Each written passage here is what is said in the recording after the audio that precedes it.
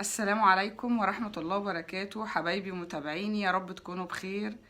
النهاردة معايا ضيفة كريمة، محترمة جدا، حبوبة صغنونة، بس طبعا صغنونة في الشكل وجميلة، إنما في العقل كبيرة قوي، وفي الشغل ممتازة.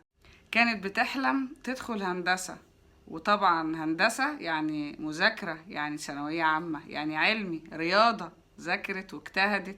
كان حلمها تدخل هندسة، بس للأسف، لا مش للأسف، هي دخلت كلية تربية عام رياضة ونجحت فيها. مش لازم عشان احنا ما دخلناش اللي احنا عايزينه ان احنا مش ناجحين، لا ده احنا ناجحين، ناجحين جدا كمان. ما شاء الله عليها، قد ايه بقت مجتهدة وشاطرة جدا في توصيل مادة الرياضيات اللي هي بتحبها لكل الولاد من أول وهي طالبة في الجامعة. نرجع نقول لأصحابنا وحبايبنا أولادنا، نقول لهم مش لازم عشان احنا ما دخلناش الحاجة اللي احنا بنحبها يبقى احنا نحبط بقى ونقول لأ، مش مكملين ومش شغالين. تفوقت على نفسها. وعلى فكرة أنا من الناس اللي بقول أهم وأعظم مهنة هي توصيل المعلومة، يعني معلم، يعني مدرسة، ما بالك بقى مدرسة رياضيات وكمان ثانوية عامة. معاكم ومعانا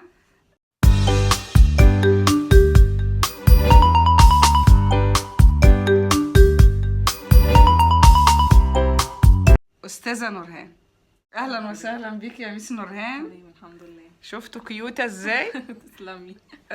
أستاذة نورهان، أنا بصراحة يعني ما بتكلمش مع حد ولا طلعه معايا وعرفكوا عليه إلا ما أكون واثقة جدا ومجربة شغله وعارفة إن هي فعلا ممتازة وقد فعلا المكان اللي هي فيه. مدرسة رياضيات، ثانوية عامة، وكمان إعدادي. اعدادي. أهلا وسهلا بيك يا تسلمي، حبيبتي. حضرتك عامله ايه؟ الحمد لله. علي صوتك بقى عشان الناس، الصوت الرقيق ده على فكرة مش في الشرح. لا خالص. الصوت الرقيق مش ده رقيقة. شخصية، سبحان الله، المدرس ده بيبقى شخصية تانية دي خالص. كذا حاجه، يعني عشان تعرف تتعامل مع كذا حد لازم. لازم. يعني بس مش بس المدرس شغل شرح لا بس. خالص يعني.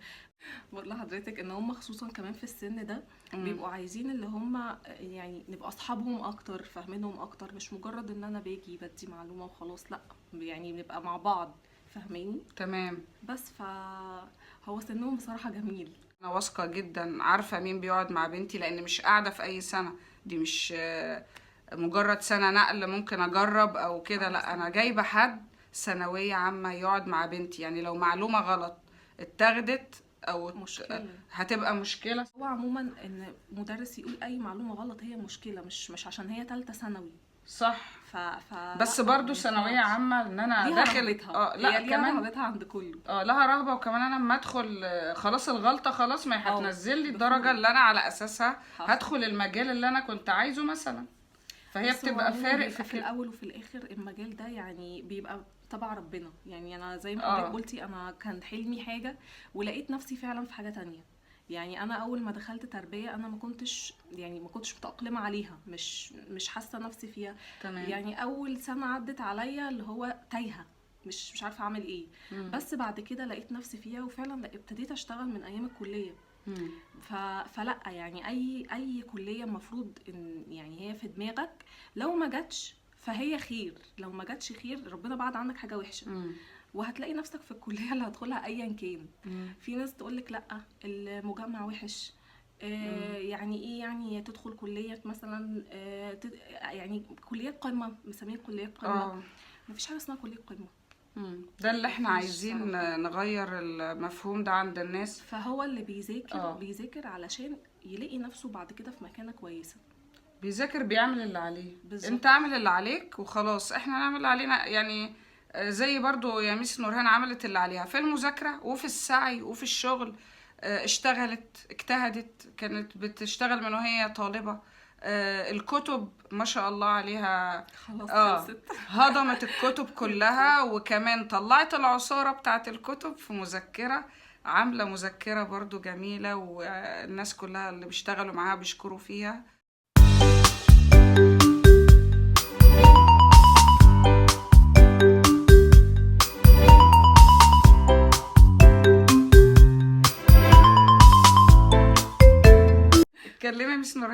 لهم بقى انت ايه الرياضة يعملوا ايه، يعني الرياضة دي ايه اللي المفروض المذاكرة؟ يعملوه في المذاكرة عشان يبقوا واثقين في نفسهم وحاسين ان الرياضة دي حاجة عادية يعني. هي الرياضة حل، يعني مش مجرد ان انا هاخد درس ولا هقعد هقرا مثلا كام مسألة. ما ينفعش، لازم ابقى ماسكة ورقة وقلم وعمالة ان انا احل.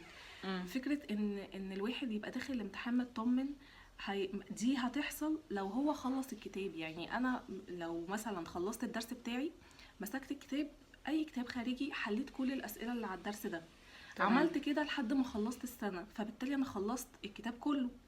بعد كده نزلت كتب المراجعة، جت كتب المراجعة قمت جاي برضو حللها، فاكيد هبقى داخل الامتحان مطمن. انا داخل، انا قفلت كل الكتب. كتاب المدرسة لان هو بيبقى برضو موجود في الكتاب، في الكتب الخارجية، الكتاب الخارجي، كتب المراجعة. فيعني ايه اللي هيجيلي في الامتحان؟ صح، يعني اعمل اللي عليك، حل كتير، حل وخلاص. ولو حاجة واقفة معاك بتسأل فيها مدرس، بتسأل فيها حد زميلك حتى. قولنا بقى يا ميس نورهان، نفسك تعملي ايه وتحققي ايه؟ عموما يعني نفسي اللي هو ابقى اوصل اكبر كم من المعلومات عموما لاكبر عدد من الطلبه. تمام. يعني دي بتبقى بالنسبه لي حاجه كويسه، لان تنتشري اكتر يعني. لاني كمان انا مش بالنسبه لي بيبقوا طلبه بس، يعني زي ما قلت لحضرتك بتصاحبيهم بقى. ما هي لا، بصوا، انا على صحابي. فكره بنتي كانت نفسيا طبعا ثانويه عامه بقى انتوا عارفين، هي بس رهبتها مش أكتر. فهي نورهان ما شاء الله عليها، يعني تحسوا ان هي قريبه من، يعني هي طبعا هي سنها اكبر بس الشكل ما شاء الله والفكر مقربه من فكر الولاد في السن ده. انت الاول بتحسبيني صاحبتها. انا بصراحه يعني قلت اللي سمعته عنها، ببص بقى لقيت مستنيه، استغربتني. مستنيه حد كبير حد كبير بقى، الخبره اللي انا سامعاها والشغل، فلقيت حد كيوت داخل. يعني ربنا يكرمها ويبارك فيها. استاذه نورهان بقى هنقولك يا ترى الناس تشتغل من الكتب وتحل ولا تشتغل مذكرات بس؟ انا بصراحه بالنسبه لي مذكره ما تنفعش لوحدها، يعني لازم كتاب. في طلبه ما بتنفعش ان هم يعني مثلا بالنسبه لهم الكتاب ده رهبه، ان انا افتح الكتاب واجيب منه معلومه. لا، انا عايزه المعلومه بشكل مرتب، فدي بتبقى بالنسبه لهم مذكره تمام قوي. بس انا كنفسي انا ما بحبش اشتغل من مذكره بس. يعني لازم مذكره معاها كتاب خارجي، لازم. اصل معلش كميه الاسئله وكميه الافكار مستحيل تلاقيها في حاجه واحده كامله، الا لو كانت هتبقى حاجه تخض. ما هي نفس رهبه الكتاب. طب ما انت عندك المذكره الافكار فيها مترتبه، افتح بقى الكتاب هتلاقي اسئله كتير، افكار ياما، حل كتير واسال براحتك. يعني اسال ياما، يعني انت اساسا موجود، ده سنك عشان تسال، عشان تعرف، مش علشان ان انت مثلا تبقى المفروض عارف، المفروض فاهم. لا. فانا بالنسبه لي ما ينفعش مذكره من غير كتاب. الخوف بيوقف التفكير؟ طبعا. يعني ممكن يخليني انا لو عارف المساله ما اعرفش احلها. طب يعملوا ايه؟ القرايه. لو المساله المشكله في نوعيه المسائل يبقى القرايه. مثلا انا بشوف المساله كبيره فبتخض من حجمها، مع انها ممكن تبقى سهله، ممكن تبقى مباشره، ممكن في كلمه بس فيها تغير لي معناها. فدايما القرايه خصوصا في المواد اللي هي زي الاستاتيكا والديناميكا لازم المساله تقرا مرتين. لو ما اتقرتش مرتين، اللي هي تقرا كويس وبتركيز، موضوع ممكن يبقى مكعبل، اللي هو انا مش عارفه احل، فسيب القلم واقف وبعد كده ما كملش. يعني مثلا انا لو عندي 10 اسئله، جيت عند السؤال الثالث ما عرفتش احله، حسيت ان انا متضايق، فمش هكمل. فلا، هو المفروض ان مثلا لو انا قاعد في امتحان وعندي 10 اسئله، جه السؤال الثالث ده مزاولني رخم، اسيبه واكمل على اللي بعديه. هيتحل في الاخر، هيتحل. بس هي بتبقى الرهبه بس من الموضوع، رهبه الامتحان، رهبه الاسئله. بس ما ينفعش ان احنا نسيب الدنيا خالص. يعني لو في مساله جت قدامي او انا خايف ومش عارف ومخي وقف، اسيبها دلوقتي ولا اقراها مرتين الاول؟ هو انا هقراها مرتين. يقراها مرتين، ما جاتش معاه وبرده فيها مشكله، ما جاتش معايا، يبقى انا اسيبها واروح للي وراها. تمام. طيب لو انا بعمل كده في البيت مثلا مش في امتحان، انا قاعد في البيت بذاكر وخلاص حليت ورجعت للمساله تاني وبرده ما عرفتهاش، بيبقى قدامي حلين بقى. يا اما انا معايا نموذج اجابه بينزل مع الكتب، يا اما معايا مدرس تمام. بساله. طيب فتحت نموذج الاجابه ما فهمتهاش برضو، فاسلم حل ان انا بسال فيها المدرس بتاعي بس. تمام. فالموضوع بيبقى محلول. بس هي الفكره ان اغلب الطلبه بتبقى مكسله، اللي هو لا انا هو انا لسه هفتح هدور هشوف، متبقاش عايزين يدوروا عن معلومه. فاهماني؟ يعني مثلا انا الجزء ده انا لو ضعيف فيه فعلا، السؤال ده انا مش عارفه احله، طب ما ارجع لاساسا الدرس اللي فيه السؤال ده، اشوف لو الشرح. في فكره لو في مثلا هنا في قاعده، في فكره، في حاجه اقدر استخدمها في المساله. بس الاغلب بيكسل. تمام. ما بيبقاش عنده يعني ايه الموضوع خد وهات كده مع المساله. طب يا مس نوران ما في حاجه برضو، طب بيبقى كم كبير؟ انا بكلمك كاني تلميذه، انا تلميذه وفي ثانويه عامه، المنهج كبير قوي والكتب كتير قوي والمواد كتير، وانا مش عارف يا ميس، من عندي كذا درس وكذا ماده، طب انا يعني انا غصب عني بيبقى عليا واجبات كتيره، اعمل ايه؟ ان المواد دي تتجزأ على كذا مره. يعني ما ينفعش انا مثلا افتح الرياضه يوم ولا يومين في الاسبوع، لا انا هجزأها على كذا يوم، الفيزياء على كذا يوم، كيمياء نفس الكلام على كذا يوم. فهيبقى عندي ان انا مثلا عندي كميه كبيره، انا بفتح المواد كل يوم بشكل مستمر، حتى لو اخد كميه صغيره. يعني المواد اللي هي عايزه حل، اللي عايزه حل لازم ولا تتفتح. كل المواد كده هتبقى لازم كل المواد تتفتح في نفس اليوم، على الاقل يوم ويوم ممكن، على الاقل المواد اللي ضعيف فيها، المواد اللي غلسه معايا او مضايقاني لازم ان انا اخصص لها يوم، يعني وقت في اليوم، جزء منها كل يوم كل يوم. يعني مثلا لو واحد دخل علمي رياضه، تمام، هو دماغه دلوقتي كلها رياضه، فالمفروض الرياضه تتفتح كل يوم. طب هفتحها كل يوم ازاي؟ ما انا عندي مواد تانية. هي هتتفتح مثلا في اليوم، انت لو اخدت ساعتين رياضه، ساعتين مش عارفه فيزياء، ساعتين كيمياء، الدنيا هتلاقيها ماشيه. جيت قبل الدرس رجعت، جيت من الدرس خلصت اللي عليا، عندي ايام في النص بخلص المذاكره بتاعتي، فالدنيا هتمشي. بس طبعا الموضوع ده بيبقى صعب ان حد يبقى ملتزم عليه، مع ان هيبقى عنده اوقات فراغ برضه. بتيجي حالة زهق كده وحالة ان انا لا مش قادر، مخي مش عايز يستوعب. علشان هو عملنا ايه بقى يا ميس؟ يا ميس انا كانت نصيحة ميس نورهان نخرج. رحنا فين؟ جنينة الحيوانات. جنينة الحيوانات. خدتهم وخرجتهم. ميس نورهان قالت لي خرجيها، لان هي كانت وصلت لمرحلة المخ خلاص مش قادرة تذاكر. احنا كبار، احنا لو صحينا كل يوم بنعمل نفس الحاجة بنفس الشكل، انا كنت بقى اتبسطت قوي وقعدت العب مع بنزهق. مش عايزه اعمل كده تاني، ما عنديش قابليه. حتى لو فتحت ان انا اذاكر، هيبقى فاتح مخه، انا فاتح بس مخي مش في مذاكره، فاتح الكتب ومش قادر اذاكر، مش عايزه اذاكر، ممكن ننام عليها، مش واصله، ممكن حاجه تبقى سهله، تبقى معلومه بسيطه وسهله جدا، بس من ان انا مخنوق، انا مش عايز افتح. زي ميس نورهان فهي لازم تميمة الحل، ما تقعد جنبها تحل ما تقعدش جنبها من غير شغلني قوي. يعني ما شاء الله عليها سحر، يعني سبحان الله، ربنا يبارك فيك. احنا مش لاقيين الحل لحد دلوقتي، يا ربنا ان شاء الله يجيبه من عنده. ادينا خرجنا نشوف نتيجة جنينة الحيوانات ايه، تشتغلي بقى معاها وتشوفي النتيجة ايه. لا ان شاء الله خير. طيب الناس بقى المهملة اللي ما ذاكرتش من اول السنة ولا فتحت كتاب والدنيا مكركبه فوق دماغها، في امل؟ هو في امل، بس هيبقى ضغط قوي. يعني هما لازم يتضغطوا. ما انا ريحت كتير قوي خلاص، فالدنيا اتلمت في حته صغننه. فاللي بيبقى عايز بيعمل، اللي عايز فعلا بيعمل. لو انا عاوز اللي عاوز بيعمل، انا هقعد والم، الموضوع سهل. بس الفكره ان انا امشي على نفس الريتم القديم. انا فقت، انا جيت عند الاخر وفقت، بقيت فايق وعايزه اذاكر، عايزه الحق نفسي، بس ماشي على نفس الريتم القديم. ايه ده، انا مش هلحق اخلص ده، خلاص بقى كل ده عدى، هلحق اخلص؟ مش معقول. طب اعمل ايه؟ فلازم يبقى اللي هو من نفسه، اللي هو يعني اراده، يعني عنده عزيمه شويه. بالظبط. والوقت اللي بيعدي ما بيرجعش. يعني دلوقتي مثلا انا لو قدامي ساعه افتح فيها حاجه، يعني دي هتفيدني بعد كده، هتبقى حاجه اتشالت من عليا. بس هو الفكره بيقولك بقى ايه، مش هتفرق. ما هي هي دي بقى اللي هتودينا في داهيه. بالظبط، مش هتفرق. ما انا كده من اول السنه ما ضيع. لا اوعوا خلوا دايما عندكم امل.